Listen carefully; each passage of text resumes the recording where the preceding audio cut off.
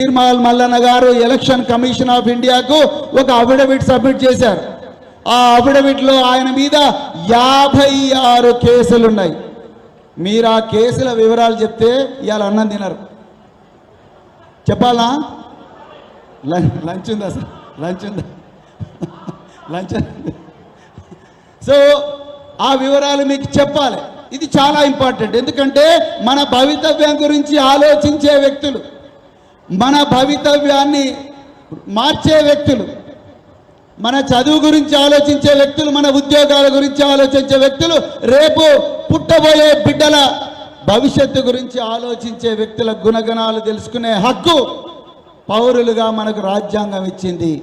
తీన్మార్ మల్లన్న గారి మీద 56 కేసులు ఉన్నాయి. మొదటి కేసు క్రిమినల్ ఇంటిమిడేషన్, అంటే నిన్ను చంపుతాను బిడ్డ అని భయపెట్టించడం.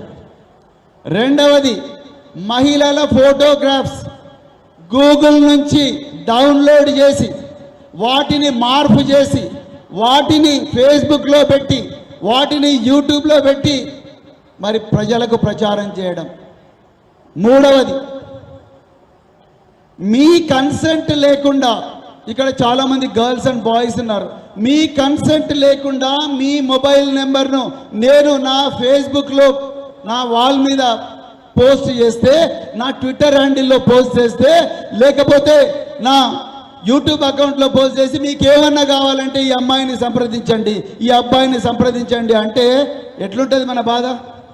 నేను సైబర్ క్రైమ్ స్టేషన్ నేను పెట్టించిన 2007లో నా దగ్గరికి చాలామంది అమ్మాయిలు వచ్చేవాళ్ళండి. అమ్మాయిలు అబ్బాయిలు ఏడ్చుకుంటూ వాళ్ళ పేరెంట్స్ అందరు వచ్చేవారు. సార్ వాడెవడో దుర్మార్గుడు మా అమ్మాయి మొబైల్ నెంబరు ఫేస్బుక్ యూట్యూబ్ నుంచి గూగుల్ ఇమేజెస్ నుంచి ఒక అమ్మాయి బొమ్మ డౌన్లోడ్ చేసి ఆ డౌన్లోడ్ చేసిన బొమ్మ పక్కన మీకేమై ఈ అమ్మాయి కావాలంటే ఈ నెంబర్కు సంప్రదించండి అని మా అమ్మాయి నెంబర్ అక్కడ పేస్ట్ చేశాడు.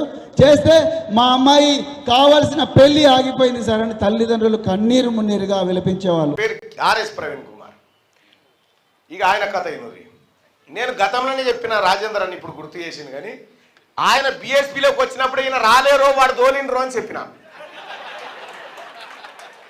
ఎట్లా చెప్పిన అంటే నాకెట్లా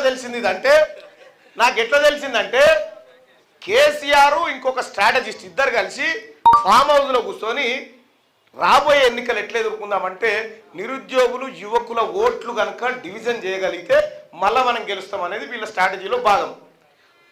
ఆ స్ట్రాటజీలో ఉన్నటువంటి వ్యక్తికి సంబంధించిన కొన్ని ఇంప్లిమెంటేషన్ స్ట్రాటజీలు మేమే చేస్తూ ఉంటాం. ఇక్కడ ఆయన వచ్చి ఎవరుంటే బాగుంటుంది, ఎవరు దొరుకుతారంటే ఆర్ఎస్ ప్రవీణ్ కుమార్ అని చెప్పిన. అది నాకు అసలు మ్యాటర్ చెప్పలే. ఎవరు ఇన్ఫ్లుయెన్స్ చేస్తారంటే ఈయన అనగానే ఈయనను ఎత్తుకొని పోయారు. ఈయనను ఎత్తుకొని ఫామ్ హౌస్ పోయారు. నీ గుండె మీద నీ గుండె మీద వచ్చేసి చెప్పు, నువ్వు ఫామ్ హౌస్కి పోయి డీల్ చేసుకున్నావా లేదా? ఈ పోరగాళ్ళ ప్రభుత్వానికి వ్యతిరేకంగా ఉన్న ఓటు చీల్చి కొద్ది ఓట్లతో మళ్ళీ కేసీఆర్ గద్దెనెక్కాలంటే కేసీఆర్ దత్తపుత్రులు లెక్క మళ్ళా ఇక్కడికి వచ్చి బిఎస్పీ కేసీఆర్ ఖబర్దార్ తొడలు కొడతా బడుగు బలహీన వర్గాలని నీ యాక్టింగ్ అంతా నేను బ్రహ్మానందాన్ని చూసినట్టు చూస్తుంటాను. వాళ్ళకి తెలియకపోవచ్చు కానీ నాకు తెలుసు. ఆఖరికి ఏం చేసి నెరికేనా, నేను ఈయన తమాషా చూసుకుంటుంటే మేడ్చల్లో నేను టికెట్ అభ్యర్థించినప్పుడు కాంగ్రెస్ పార్టీ వేరే వాళ్ళకి అకామిడేట్ చేసినప్పుడు ఈయన నా కోసం ఆ సీట్ ఆపుతా ఉన్నాడు. వస్తున్నాయేమో, నేను ఎందుకు వస్తా నాకు తెలియదా? ఈయన లలిత కళలు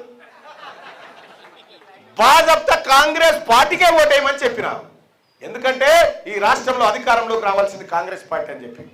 ఇంకా నేను ఆ రోజు వివరించిన పాత వీడియో చూడరి. ఈయన ఐపీఎస్ ఆఫీసర్ నుంచి రిజైన్ చేసి రాగానే ఈయన మీద కేసు పెట్టించుకుంటు. చిన్నది మోతాదు ఇంతే ఉంటుంది కేసు. అది ఏది మన డాక్టర్ సూది ఇచ్చిన దానికంటే చిన్నది. ఇంకా ఆ కేసు పెట్టించుకొని నా మీద కేసు పెట్టినట్టాడు. నీ డ్రామాలు మాకు తెలివయా? ఇక ఆయన వచ్చి ఏమంటాడు, తీన్మార్ మల్లన్న మీద 56 కేసులు ఉన్నాయి అంటాడు. ఆయనే వచ్చి క్యూ న్యూస్ స్టూడియోలో నిలబడి కేసీఆర్ను, అరే సన్నాసి కేసీఆర్, తీన్మార్ మల్లన్న కడిగిన ముత్యంరా, ఆయన మీద గిన్ని అక్రమ కేసులు పెడతావరని ఇదే ఆర్ఎస్ ప్రవీణ్ కుమార్ అన్నాడు. నన్ను కేసీఆర్ జైలుకు తోలితే మా ఇంటికి పోయి వచ్చాడు, అమ్మ మేము ఉన్నామని. మళ్ళీ ఇప్పుడేమంటాడు, ఇన్ని కేసులు నేను మల్లన్న మీద అంటాడు. నేను గంట వర్కౌట్ చేస్తే నీ దుకాణం బంద్ అవుతుంది, మూసుకొని కూర్చోవు. నాకు తెలియకుండా ఏం జరగలే కానీ